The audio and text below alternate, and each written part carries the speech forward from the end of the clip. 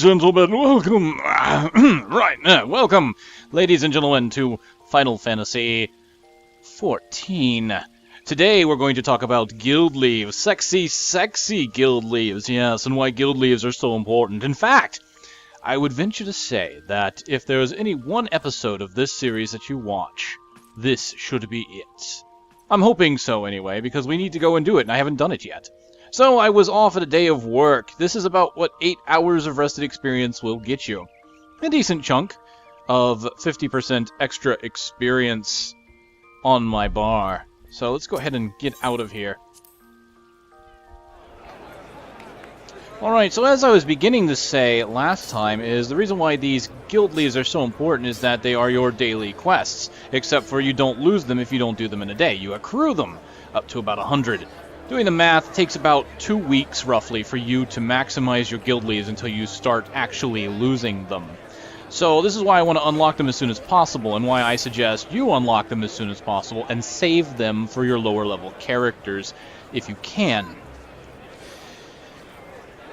So these will accrue even when the game is down, which means, theoretically, by the time the next beta starts, I should have about 30 of these things ready to go. Alright, so we're going to go ahead and get our next story quest, and then we're going to move on to where the Guildleves are. So, wish to move on to Bent Branch Meadows. How is my favorite fresh-faced adventurer? Oh, do not scowl so. I speak out of habit. You've come a long way since you first walked through my door, and I'll not deny it. As a matter of fact, I think it's about time you made yourself useful at Bent Branch Meadows in the Central Shroud. Unlike the recruits you see at the Bannock, the men and women out at Bent Branch are fully occupied with their own work. As such, I imagine there are more than a few who would welcome the assistance of a rapidly maturing adventurer like yourself. Bent Branch is more of a home to... Bent Branch is also a home to very usefully situated aetherites. It is, in other words, the perfect place for you to begin the next stage of your journey as an adventurer. And what better time than the present? Leave the city via Blue Badger Gate, continue to southwest until you come to a bridge. Cross it, and then when you spy an aetherite in the distance, you may congratulate yourself on having successfully found Bent Branch Meadows. If you so fancy, you may also take use of the Chocobo Porter service, doubtless the safest way to get your destination. Chocobo Keep Singar should not hesitate to lend his birds to a capable adventurer like you. Well, be sure to introduce yourself to Lethe at the head Chocobo Wrangler when you arrive. Alright, so we need to find out where our destinations are. Central Shroud down here. It looks like that's Bent Branch. We've already been there, so I could take a Chocobo Porter, but why waste the gill at this stage? You, sir! You are my Levemet. Make your way to Bent Branch Meadows and speak. Okay, so both destinations are the same. So, hey, huzzah! Fantastic. I'm feeling good. Look at this, we're out in the middle of the day. Last night I was in a lot of nighttime scenarios and thunderbolts and lightning. Honestly, I love the weather. I do. Minor weather effects make the game just kind of feel a little more alive. I'm off to Bent Branch. I'll see you there. Alright, so we're approaching our destination, and one thing if there's anything I could suggest to you, is what you want to do is get to level 12 and follow your story quest as much as possible and get these Guildleves. Once you get to 10, you have the chance to change classes, as we discussed when I hit level 10. But don't do that right away. Don't change classes until you get Leves. The reason for that is you can start leveling your lower level classes, and then you can start doing Leves to help you with the lower level classes. Again, if you're going to level your highest level class, rely on probably story quests, as well as rested experience. I've got rested experience here, so what I probably want to do is play my Lancer here out until this rested experience goes away. And then once I do that, I'll probably want to move on to a different class at that point, and maybe use the Leves once I unlock them. You must be the venturer Minon sent word about. I'm Lethe, head wrangler around these parts. I've heard many and more things about you. Good things, lest you worry. When the elder seedster bade us welcome ventures till as far away had our doubts. Till hard-working folk like yourself set about proving us wrong, that is, consider me a convert. Any road? You've a mind to help us out the ranch, have you? Good! Could always do with a hand or two to keep the place running smoothly. As a matter of fact, I have a task right here wants doing. Let me know when you're ready to get busy. Oh, and you come highly recommended, so don't let no one down, eh? Alright, so with this, I can get more wonderful stuff. I finally get some pants. Decent pair of pants. Solomon Grundy want pants too. This one. Strength, vital. It's better than what I've got. Considering I bought pants just to get this far.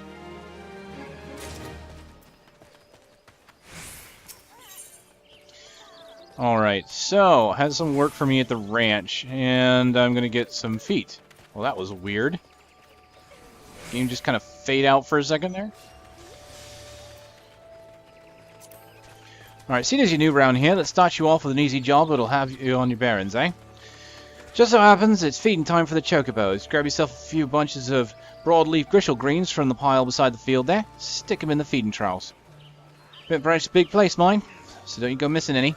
Off you trot, then.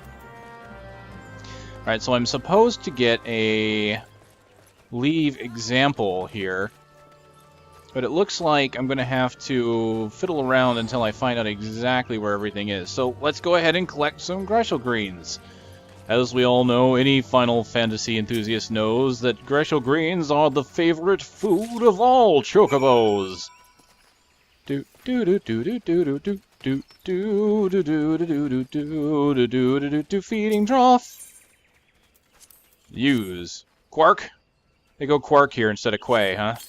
So many different ways how chocobo talks. Alright, that one's done. Well, that one goes quay. Work. Quay. Capo. Well, that's number 3. Looks like that'll do it for the quest. It's just further down here. And there's another link quest, and this is... Okay, this is Leves, where we get the leaves. Alright, very good. Let's talk about it, shall we? My name is Tierney. I'm in charge of assigning local Levequests here at Brent Branch Meadows. Gontran convinced you to seek me out today, then I shall assume you have a basic understanding of what accepting a guild leve might entail. First things first, I must be certain that your skills are a match for your enthusiasm. The Adventurers Guild would not approve of me sending a fledgling hero to his death or dishonor for want of requisite capabilities. Take a moment to peruse the task outline in this guild leve. Do you believe yourself up to the challenge? So here we have a example guild leve. And you can kind of tell by the card here, the card icon, which I don't know what all that means just yet. Let's go ahead and look at this, and this will tell us. But this is how you can tell what the leves are, and you can see there are 3 different categories. So speaking with a local distributor of guild leves, known as a Levemet, will bring up a list of available Levequests. Highlight a quest to display its objectives and select Accept in a journal. So standard, just like selecting any kind of quest in a list or whatever. Leve allowances are required to accept Levequests. You will be granted 3 allowances every 12 hours, so that gives you about 6 a day. Like I said, if you do about 5 days, it's about 30. So that's why I'm expecting about 30 at the next. So up to a maximum of 100. You may accept as many as 16 quests at once. So you get up to 100, you can have a simultaneous amount of 16. This is good because some of these will overlap in certain locations. So when you do a Levequest, you more than likely want to pick ones that are going to be in a similar location so you can get them done quickly. Alright, now there are not just battle ones. There's Battlecraft, as we're looking at here, but the other 2 that are grayed out, because this is only an example, is Fieldcraft and Tradecraft. So Fieldcraft will be the Disciples of the Land Levequest, so that's the gatherers. So you actually will get a quest, they'll tell you, hey, go out and gather this material. And then you'll come back and you'll get experience points for doing it. Then there's Tradecraft, where you go out and you actually craft something, and they'll give you experience points for crafting it. So if you want to level up your crafting and your gathering, this is where leves are going to be very important. And this is why I suggest not doing these on your main class. A lot of suggestions for theory crafters, for people that have played this game longer than I have. Highly recommend saving your leves for the lower levels, for crafting, for gathering especially, if you plan to go into those. Alright, so this is too close to home. You know, I can click on this, I'm not sure why, but it made it go away. Okay. I'm guessing that's the X icon that's just being covered. Okay, so this one is going to be 1,026 experience, 95 gil. So that's about average for the area I'm in.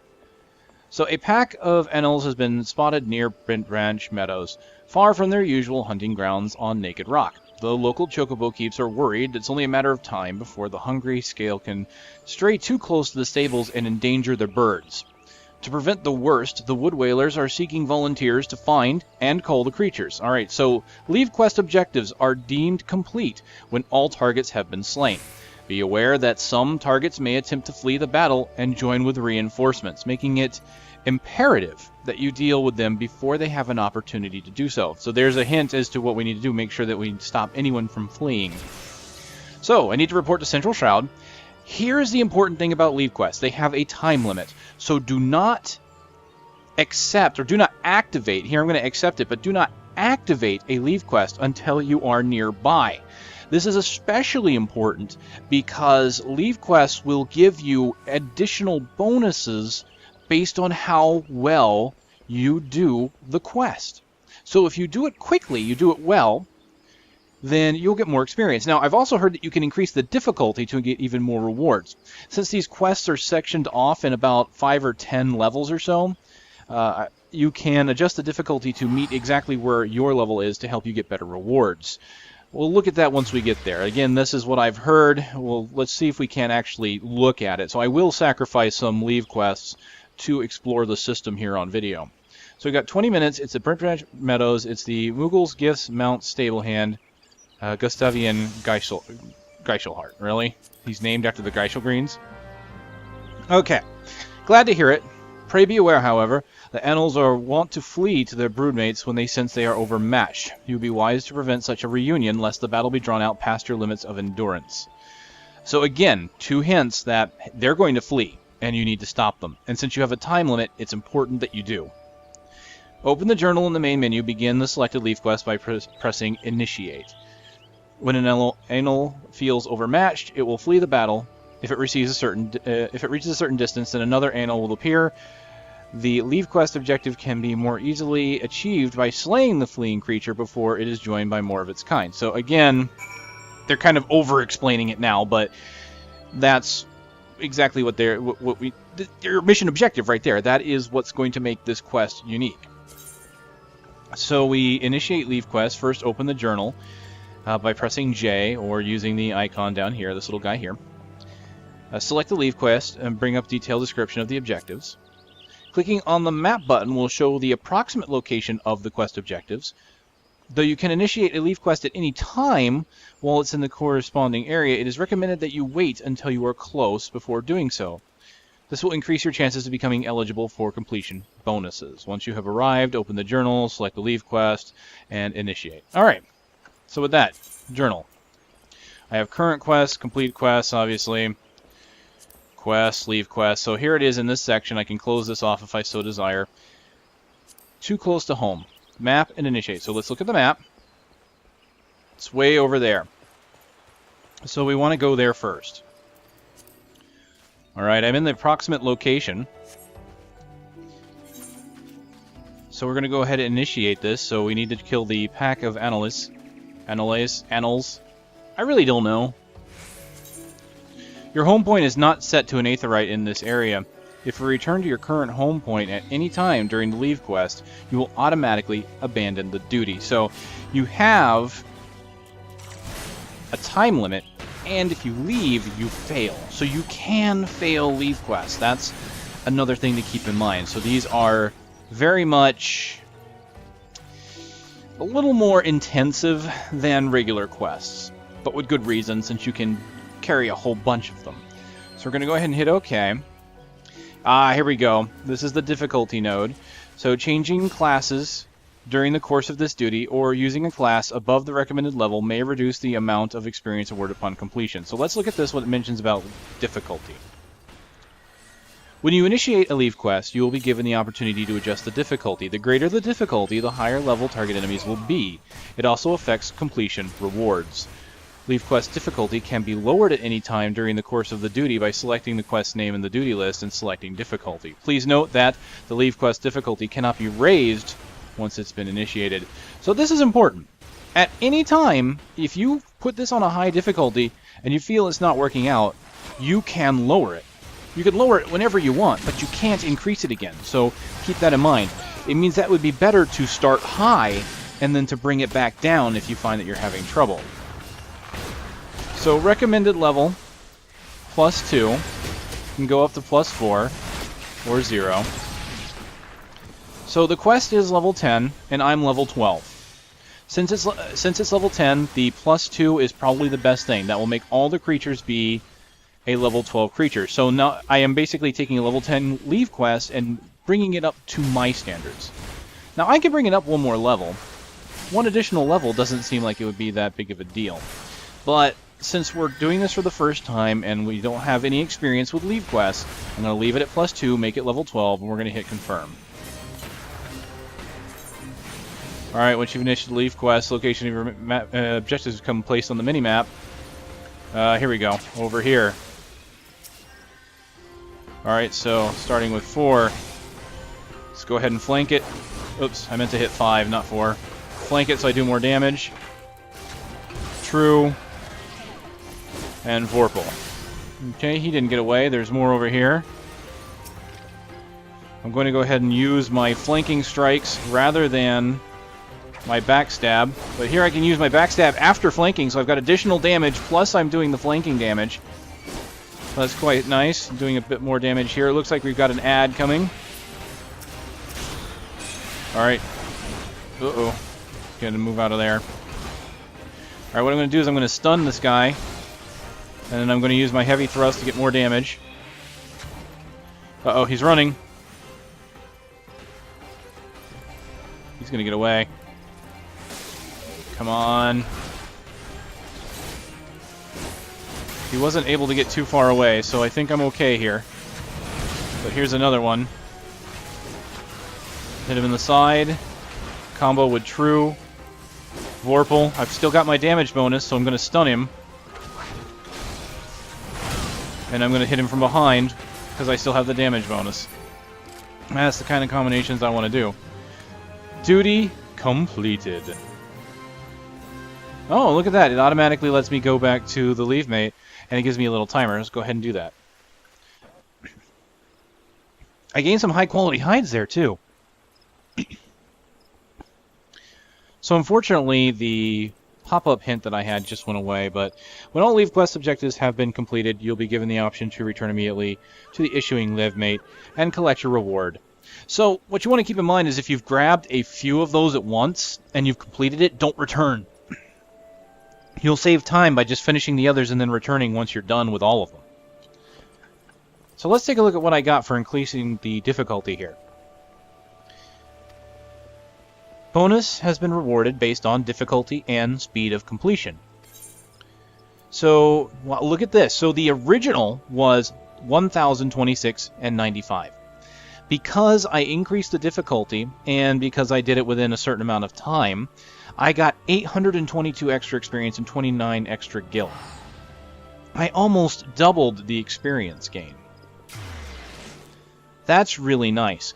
This is why Levequests are going to be important to you as you go. Now that this little trial is behind us, I have no further qualms about assigning you tasks around Brent Branch Meadows. There are Levequests aplenty for hard-working adventurers such as yourself, and a deal of fame and fortune will be won in their doing. Alright, so with that I've also completed this quest. I don't know if I want to get these armor here. I have 1 strength and skill speed. That's kind of nice, actually. A little less defense, but more strength, vital accuracy. Oh man, I really like the look of my armor. I kind of hate to lose it. These are only minor upgrades, to be honest. +1 is not a big deal so far. I kind of want to keep my armor. I really do. I wish I could right-click and look at it. Like in WoW, you could control-click and look at items. Oh well, can't do that. Leather jacket, huh? I'm going to keep my armor. You know what? I'm going to get some gil. What can I say? I'm a stickler for looks. Okay, now that you've unlocked Guildleves, we're going to move on to unlocking the next system, simply the Hest. So this will probably be Guildhests.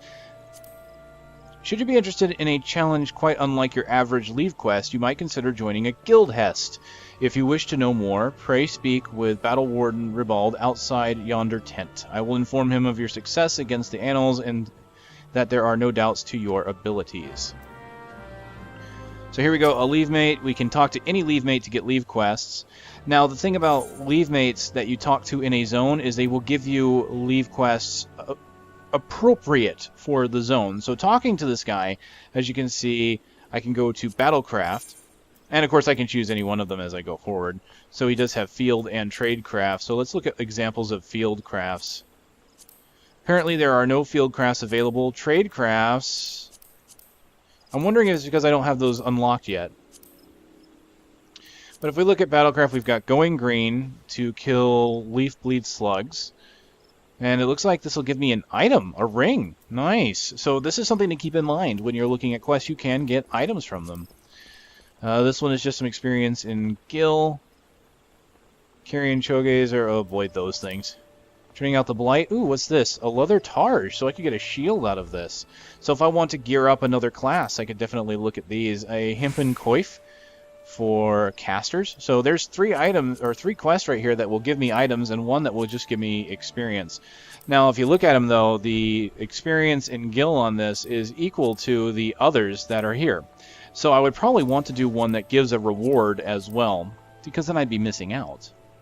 I have an allowance of 10 for starting out, and it's a decent amount for just starting out, giving you 10. So I'm glad to see that.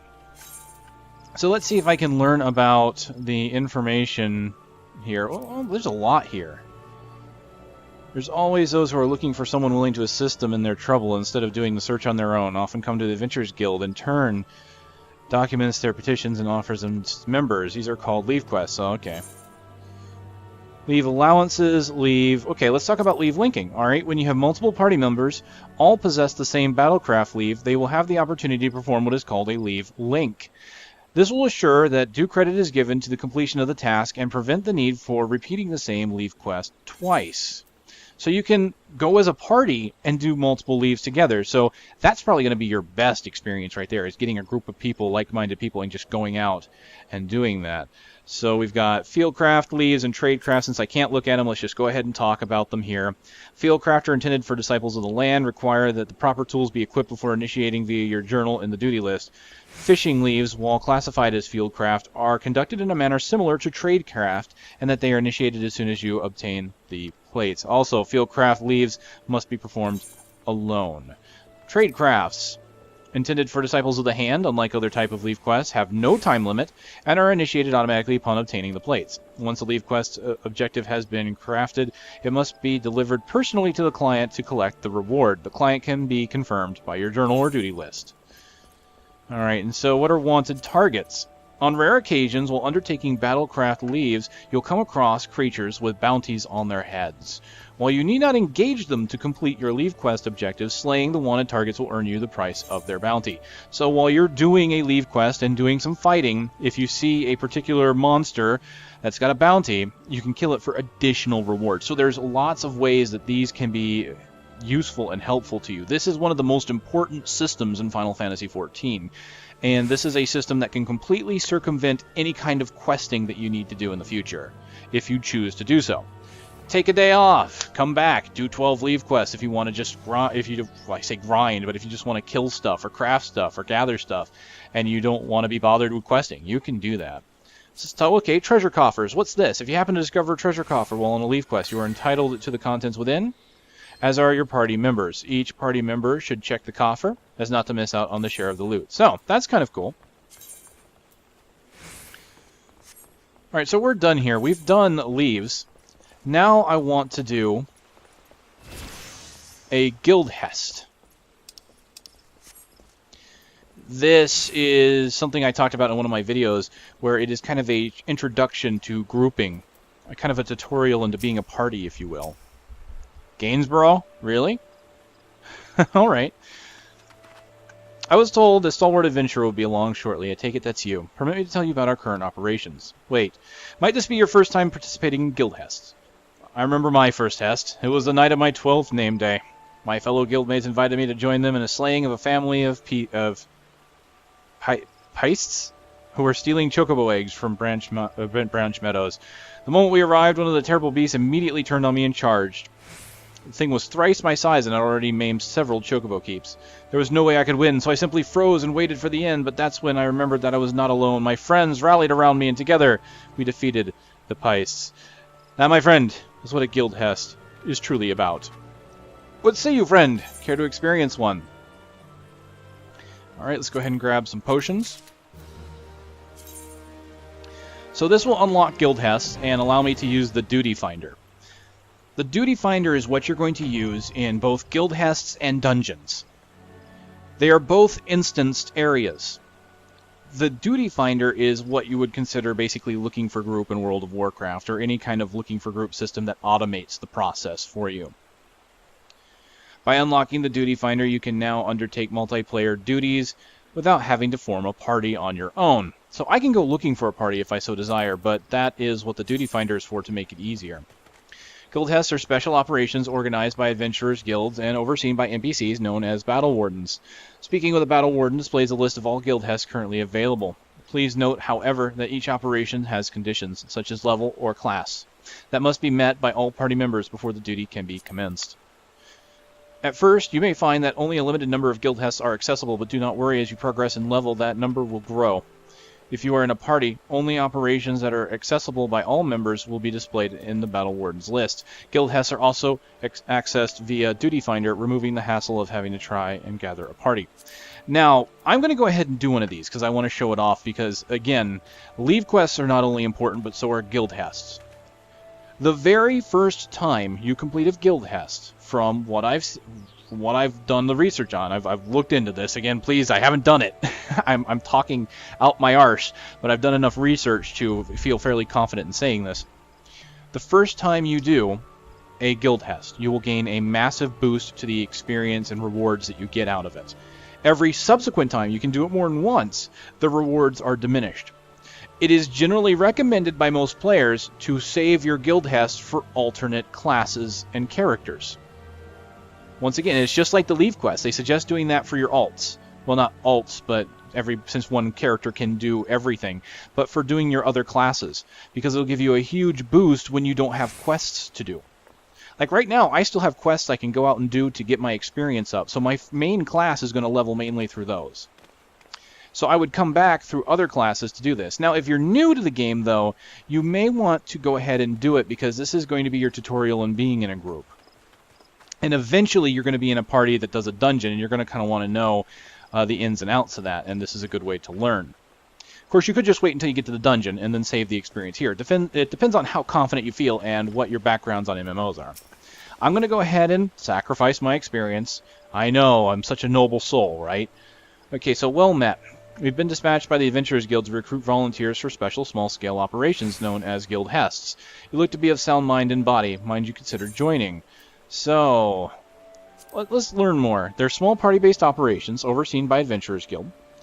In addition to being instants, they have varying time limits.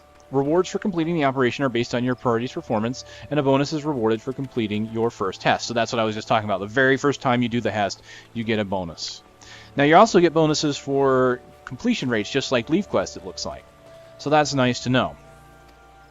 A bonus will also be rewarded for completing the operation with a minimal number of KOs. So basically, the less times your party dies. New operations will become available as you increase in level or as you complete existing Hests. Some operations can only be unlocked by speaking with certain Battle Wardens. Alright, so, joining. I'm a level 12 Lancer. My roll is damage per second. My language is English. It's not Japanese. I think I'm turning Japanese. I really think so. Alright, so I have dungeons. There are no available. I have trials and PvP, one of which are available at this time. So, Guildhest, basic training. It just even tells you basic training. First, highlight a duty from the list, press join to begin matching process. A padlock icon indicates the duty cannot be accessed until you have achieved a certain requirement, such as level or quest completion. Once you have registered, you can view the duty's particulars, including party and server status, by selecting the duty fighter on the duty list. When your party has been successfully formed, a confirmation prompt will appear. Remember, it's good practice to work out a battle plan with your party before rushing headlong into an instance. So we get 660 and 50. So this is the first time completion bonus, I would imagine. And oh my god, they weren't kidding. Look at this boost. If it's normally 660 and 50, this is huge. Wow, I understand why they say to save this for an alternate character. I am almost tempted to do so, because that could give me like an entire level at low enough levels. Wow. Okay. Battle exercise will test your ability to manage multiple parties of enemies. Learn how to draw single targets from groups, using ranged attacks and engaging them in locations far out from the lines of sight of other creatures. The location is in the middle of Lanaska. It's a 30-minute time limit, and you cannot add members. Party size of 4. So that is the maximum party size in this game for a standard party is 4, not 5 or 6 like like other games. Kind of an unusual party of unusual size, but it works. War and Magic only, level 10, sync from 12. So this is the other thing that's good about Guildhests and dungeons as well. They'll do this, is that the dungeons will have an upper limit to how high of a level you can be. And if you want to do that dungeon again, you're going to be leveled down. They do this so that you can continue to get rewards and experience, and you also don't cheapen the experience for others. So if you have abilities that you normally wouldn't be able to use at higher levels, you would lose those abilities, and your gear will be scaled down. So the dungeons should still be a reasonable challenge each time. Alright, so I'm going to go ahead and join this and do the first one so we can take a look at it. Oh, basic training. Join. So duty registration completed. Now, what I can do, I have registered myself for duty, right? Where's my duty finder? There it is. Next leave. Oh, there's timers, so I can see that my next leave allowance will be at 619. That's cool. All right. And recommendations. Oh, this is recommended areas. Okay. So duty is not the duty finder. Recommendations are a list of quests or duty currently available in your area. Highlighting an item in the list will display further information. Okay, so what this is if I go down here to duty and I go to... Oh good, I can just click on that. Duty status. There we go, that's what I was looking for. But this recommended tab is basically, if you're not sure where to go next, if you've lost all your quests, you can go to the recommendation tab here in duty, and it will show you, here's everything you can do. And then you just click on it to go to that area. So here we have the duty status. I can leave this up. It tells me how long I've been waiting, shows me the average wait time. Unfortunately, there isn't an average wait time, which kind of worries me a tad bit. There have been rumors on Reddit while I was at work that suggested that instances were crashing. Well, we'll see. I can withdraw at any time. So it's looking for 1 tank, 1 healer, and 2 DPS, standard party. Now, what you can do once you've said that you want to do a duty is you can change classes. So I've queued up as my Lancer, right? As a DPS. I could now change over to a healer class or a tank class and continue to quest, if I so desire. Once the instance is ready for me, I just change back to the class that I queued for. So that means you can queue for one thing and then do something else in the meantime. So you're not locked into waiting, like, especially because your one character can be all classes. If you wanted to say, let's say in Warcraft, if I wanted to queue up as a warlock and I wanted to go level up my warrior, I couldn't queue up as a warlock and then play my warrior because it's 2 different characters you have to log out for. In this, I can queue up as a summoner and I can then be a gladiator, play the gladiator. Duty finder is still going to tick down. I'm on the same character. So, in this case, I could try looking for a group, and we could try joining manually, but I don't think it's going to happen. So, I will continue the quest, because I want to get as much content done as I can in the meantime. What I'd like to know is how I can access this thing without going to recommendations.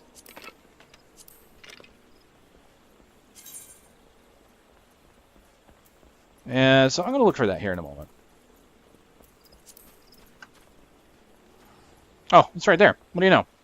Duty finder. I'm blind. Very nice. Alright, let's turn in the other quest while we're waiting, shall we? I can just leave this up here. You know, while I'm waiting, actually, I want to show you something else I learned useful. And this comes from Reddit as well. I had shown at one point that you can change the HUD. There are things you can do here that they don't tell you. You can right-click on something, and you can hide it. So if there's something on here you don't want to show, like you don't want the server info, right-click and hide it. So first you have to select it, then you have to right-click and that'll hide it or not. I can turn off my quest list over here. I can turn off notices. If you really don't like it, and I can't select it because it's buried underneath a few things here, but if you don't like this inventory grid, you can right-click on it and hide it. I personally like it. I think it's cool. It's such a minor thing, but I can actually see at a glance how my inventory is looking. Silly as it might seem. Don't want your parameter bar there. Don't want your experience bar. Everything is hideable. Now, alternatively, you can adjust the size, and I don't know why this isn't written anywhere that I've seen. I believe it was Control and Home. I'm going to try this. I have 3 different sizes, so this is Control Home. Oh, Home is apparently the first person button. Now I know. Oh, why didn't I look for that? I feel good. I'm learning. I am learning. Okay, Control Home. 3 different sizes of the minimap. I'm going to make it the largest and just kind of move it down a little bit. I believe that you push R3 on a controller for anything to adjust size. I'm not quite...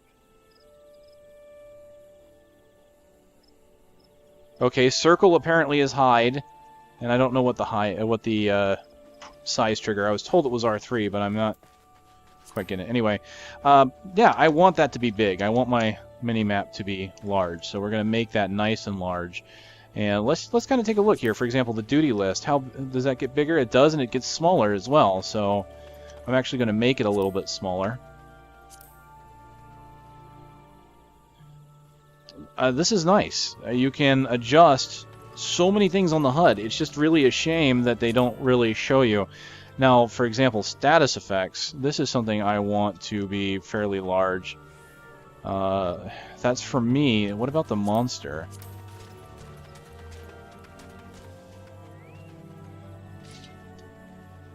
I'm going to make all of this fairly large so I can see it easier. Everything feels kind of cluttered here at the moment. Limit gauge, huh? Not too worried about that. Let's leave it up there. Limits. So you do have limit breaks in this game. You get limit breaks for being in a party. And so that means you have to have a 4-man party in order to get access to limit breaks. You can't get limit breaks in a 2-man or 3-man party. It has to be a 4-man party. And unfortunately, I haven't been able to determine what the criterion for getting limit break, getting the limit break bar to grow is. People have said they believe it's damage taken. Some have said it's possibly damage done, but it has certain intervals that it needs to be at. No one has really been able to tell for sure what it takes to gain limit break bar, unfortunately. Alright, so thanks for doling out the greens. I trust you got a rough idea how the place is laid out while you're at it. Here at Bent Branch, we nurture our chocobos from egg to young adulthood. So you might say we have them for the duration of their formative years. 'Tis backbreakish work, keeping the birds free of illness and injury, and I'm sure that my fellow workers appreciate the help you can give them. With that, I get better boots. Are they better boots? The boots I have only have strength and dex, so they are better boots. Alright. More quests have been unlocked at this point.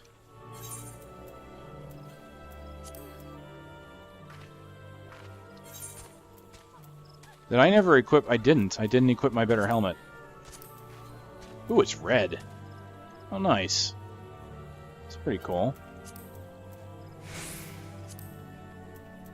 Yeah, I need to get rid of some of this gear. So I've got better leggings. And I now have better boots. Oh, look at that. It's starting to get some color in me here, huh? Very nice. I'm kind of hesitant to get rid of some of the gear because some of this gear can be used for other classes. Like this gear I'm holding on to is for all Disciples of War classes. So if I go get a Pugilist, I can use this gear on the Pugilist and not have to buy or find any. Or on the Lancer, for example.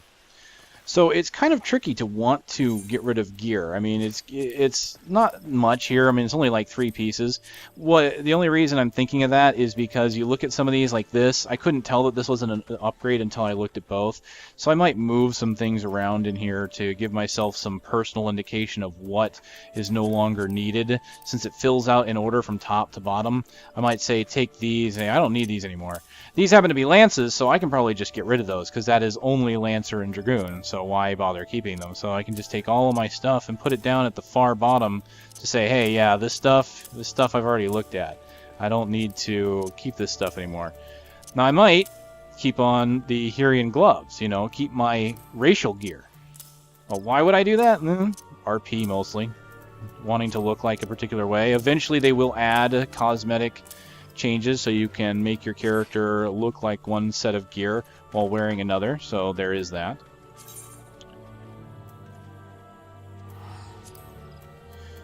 So just checking the duty status, we can see that 10 minutes have passed and it doesn't look like anything has changed. I can close this, it won't get rid of it, it'll keep ticking down.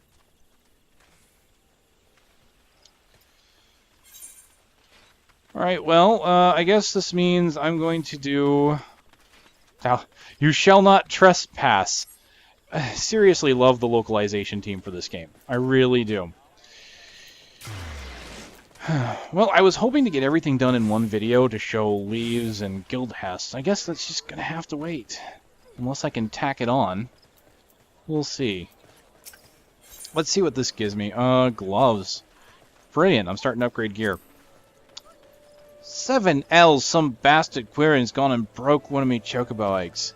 Filthy little thief was busy looting the barn when the guard startled it, prompting the damn thing to drop the egg it was clutching and run. Some of the lads gave chase, bless them, but 3 more of the vermin appeared. My lord had no choice but to turn back.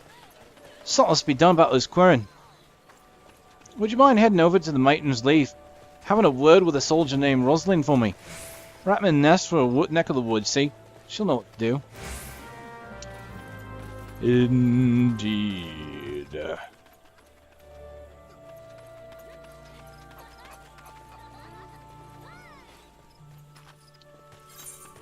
And with that,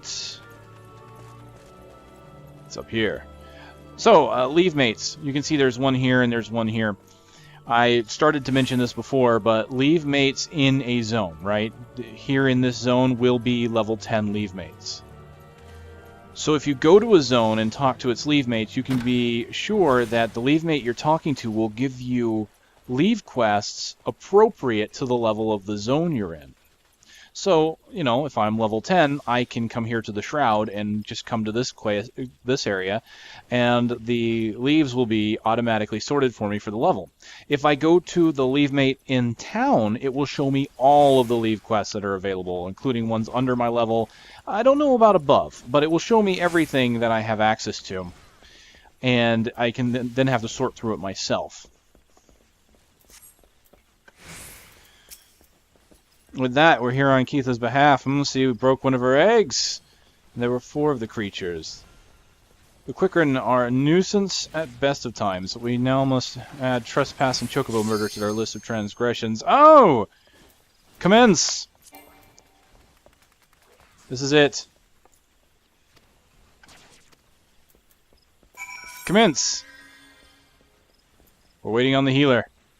Ladies and gentlemen, I think it's going to happen. A party member has withdrawn from the duty finder, you son of a... Oh, hold on. Hold on. Hold on. Healer. Tank. Come on, Tank, you ready? Yes. Light party. So that is the name for a standard party. A full party is a party of 8 people, which is kind of your low-level raid. Okay, limit break. There it is up there, the limit break bar. Limit breaks are powerful actions which are only available to parties of 4 or more. Actions can be executed when the party's limit gauge is full. Limit gauge will slowly fill as the battle commences, while certain acts of heroism, such as curing an ally while they're on the brink of death or preventing an enemy from using its special attack, will cause it to go up quicker. So there we go, that's what they're talking about. You have to do special things right in order for this to work. So what I'm going to do is I'm going to target my tank and then target his target.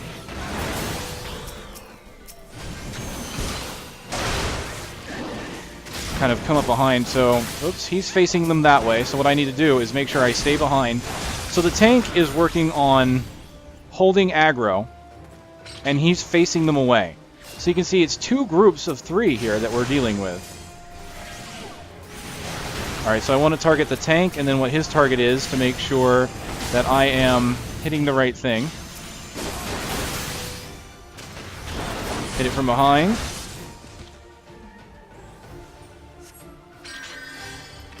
Okay, so limit break is triggered, let's see, yeah, there's like all sorts of things. So basically limit breaks will have various effects based on who activates them. Okay, so here's the important part. I had mentioned this before. You see these lines when I mouse over it? What you'll notice is, oh, see, he got too close. He got too close and didn't fan out a bit. Alright, let's kind of make sure I target the right thing. So I'm kind of making sure that I target the tank first before I target what he's fighting. It looks like he's got plenty of aggro, so let me just go ahead and start fighting. But when I moused over them, what you may have noticed is there was kind of a yellow bar connecting them. He could have grabbed the left group and then the right group. Okay, now what he's going to do is he's going to turn it around so I can get behind.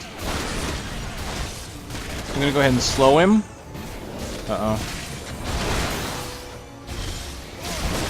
Alright, I'm going to hit him from the flank. I want to hit him from the flank so I can get additional damage.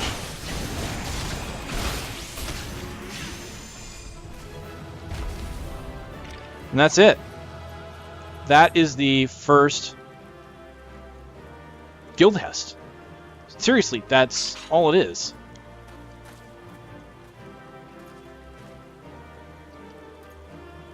Okay, so we speak to the Battle Warden. So thankfully, these guys pretty much all knew what they were doing. A fine display for a first-timer. Here's your well-earned coin. I've tossed in a little something extra to sweeten the deal so that you might consider coming back. Okay, a bonus has been added to your reward for completing the Hest for the first time. An additional bonus has been added for your party for completing it without a single KO. So I got 2,785 experience, 1,082 guild, as a bonus on top of 660 and 50.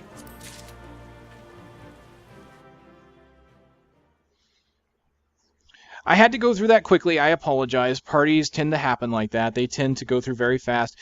That was a lot quicker than I thought it was going to be. I knew it wasn't much, but I didn't think it was going to be that quick and easy. And as we can see, look at this. I've got a whole bunch of experience up to my level, and so there is the light blue bar telling me that my rested experience is going to take me all the way to the end of this level. That's nice. So you saw that he could have pulled the left group of 3 and then the right group of 3, but he survived the entire group. He obviously had enough gear, and we had a decent enough group that we just killed everything quickly. I honestly didn't do much in that fight. I was too busy trying to target things most of the time. But that's because we had a good party that knew what they were doing, and so really that was not the best experience you could have for learning, but that's what it's trying to do. It's trying to show you, here's a group of 3 and here's a group of 3. A good tank who's teaching people for the first time would mark the targets, tell you, here, target 1, 2, and 3. And I'll show that off here as well. There's something called signs. If you're tanking, you can put these on targets. So, for example, if I target myself, I can put a target over my head. target number 1, 2, 3, and this is the order that you would fight. So you'd fight target 1, and you'd fight target 2, and you can actually make a macro that will target these targets because you can use placeholders with these target names. So not only are these visual indicators, but you can use them as part of macros in order to make sure you're hitting the right target each time. So theoretically, he should have taken one target and then AoE target, got threat on AoE for the other two, and I would DPS down his main target, and then we'd work on the other two. In this case, he was doing so much damage and he had so much threat, it didn't matter. But you fight the first group, fight the second group, it teaches you how to deal with taking aggro for not taking aggro away from a tank. Then you've got the big guy, which has the tank doing his facing. After you beat the big guy, it throws them all together in one giant group. 2 groups of 3 in the big guy. Mousing over them shows you, hey, this group will link in 3, this group will link in 3, and the big guy doesn't link to anything. But if you charge into the big guy, you're going to get everything. And what happened is the warrior there, or he's not a warrior, he is a marauder, I believe. The marauder moved in, he tried going to the left, but he didn't go over left enough, and he ended up pulling the 2 groups of 3. Thankfully, he didn't pull the big guy. He probably could have handled it, quite honestly. Like I said, that was a pretty powerful group. But that's how that works, and it's a teaching tool. It tells you pretty much what it's trying to do, but it doesn't sit there and kind of hold your hand the entire time and say, okay, now you have to target this, now you have to target that. It lets you experience it by doing. And again, it's one of those things that I think this game does fairly well. So here, these things are what you're going to want to keep in mind for being in a group. So this is going to be kind of the group / important systems video of my whole thing. Like I said, this is going to be the most important video you watch of my entire series. Bum, bum, bum! I hope I didn't disappoint. So, targets to attack, 1, 2, 3, 4, 5. Targets to bind, so black mages or thaumaturges can sleep targets, so you can bind them. You can also do targets to ignore, so if you don't want to worry about one, you can do that. Plus, you can do special characters like the square, circle, X, and triangle, if you so desire. So, I didn't get to talk too much about limit breaks because I had to go through the system quickly before combat started. Limit breaks when the limit gauge is full, and in this case, we didn't get it because, well, we didn't get to do any acts of heroism. But it's nice to see that the tooltip tells us, because there was mass confusion on how the limit break system works, because there was nothing in place in Phase 3 to tell people what it was. So they've added a lot of tooltips in Phase 4 here, which is nice to see. So now we know that it takes certain acts of heroism, and it's probably certain milestones in dungeons, instances, and things like that as well. But healing a character up from the brink of death, preventing a creature from doing its special ability by stunning it. These things that basically reward you for playing right. So instead of ignoring mechanics, if you play the mechanics right, you're going to get your limit break bars. So that's kind of nice to see. It's not about just doing damage. Each character will have a limit break. So limit breaks are based on who initiates them. Anyone in the party can do this limit break thing, and I'm just going to not worry about that right now. What you can see is that your tanks will increase your, when you do this limit break, it's what your role is will dictate what kind of limit break plays. If a tank initiates it, you get party defense. If your healer initiates it, or the ranged, which is basically the bard, you get hit point restoration. Why they make bard a healer class for the limit break, I don't know. If you're a melee like me, you get a single target attack, which has a high amount of damage, and if you're a caster, you get an AoE effect. For light parties, you get a limit break bar of 1. For bosses and dungeons, you might get a limit break bar of 2. And for major instances and primals, you're going to get 3 limit breaks. If you had a full bar of limit break with 3, and a black mage or casts his limit break, you get the meteor spell. And that is an impressive piece of work. If you want to see it, look at the benchmark tool. They actually show it off a little bit. So with that, let's go ahead and just do this fate. It's a level 10 fate. Oh!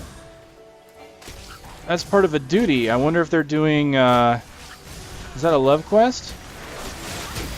Maybe. I've got 2 different... Oh my goodness. That is a level 34 fate. I'm not going near that. What's over here?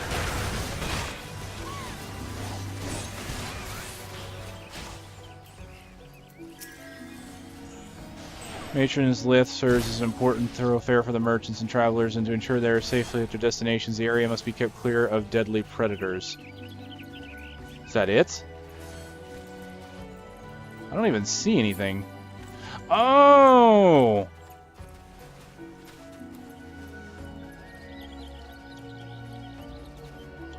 It's only 25% of the way done. It's only a level 10 fate, so I'm probably not going to get much. But you know what I like is I look for any reason to come up and do these things.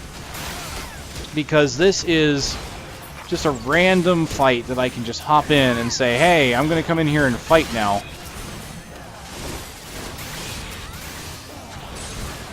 And just come in, wreak havoc on whatever's nearby.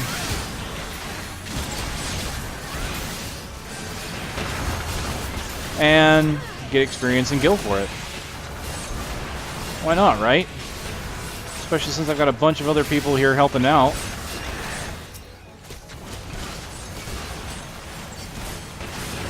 And since the tagging system guarantees that whoever tags first gets full experience and that whoever tags second gets a percentage based on their contribution, why wouldn't I?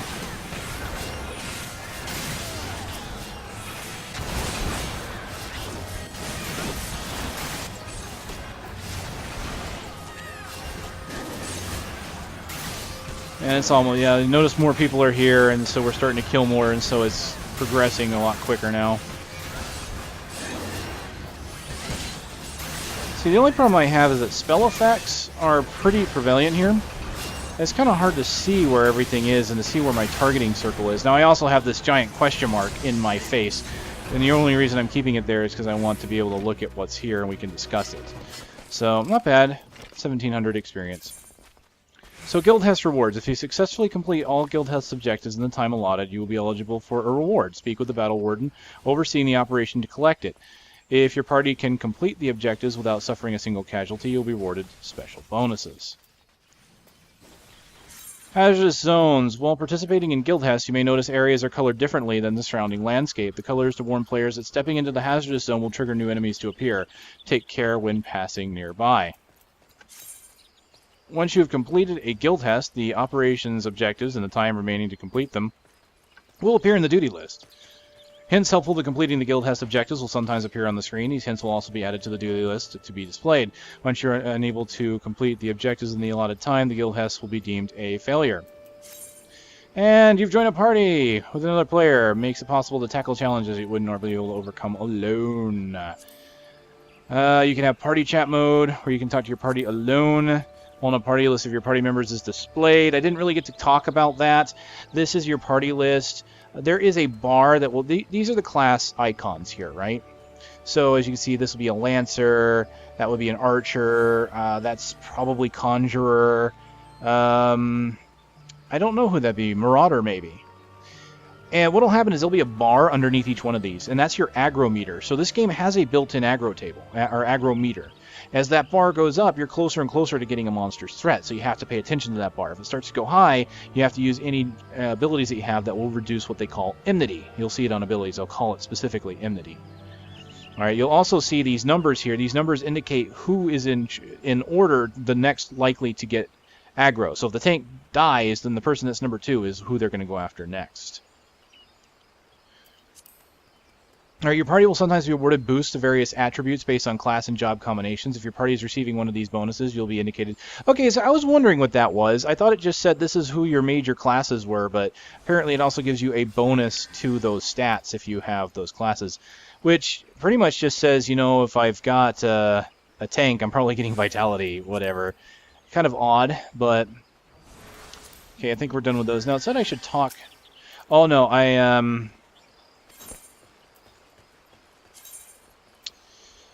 Okay, I already talked to the Battle Master at the end. It was the guy that I had to talk to for completing it.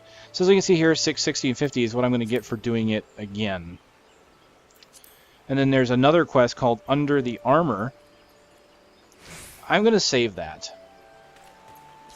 So I've got 2 Guildhests, one that I've already done. I'm going to save the other. I'm content with knowing what it's like now that I've been able to play it. So Levemate, Guildhests... And I'm pretty sure that you can activate these at any time in a major city. So, you know, with that, I think there's been a decent amount of time on this one that I think these are decent systems, and I think they're worth going over, and I'm going to kind of cut it off here, and I'm going to move on to the next video, because not a lot of people do these extended walkthroughs and playthroughs, even as technical as I might make it sound, and as much as I like to actually add worthwhile commentary, it's not everybody's cup of tea. In this case, though, I've actually gone over some important systems I want everybody to at least be able to come to this and not worry about getting a bunch of other fluff. So I'm going to move on to the next quest, but I'll do it in the next video. Alright, ladies and gentlemen, I am KageKaze, and this has been about Levequests and Guildhests. I'll see you next time.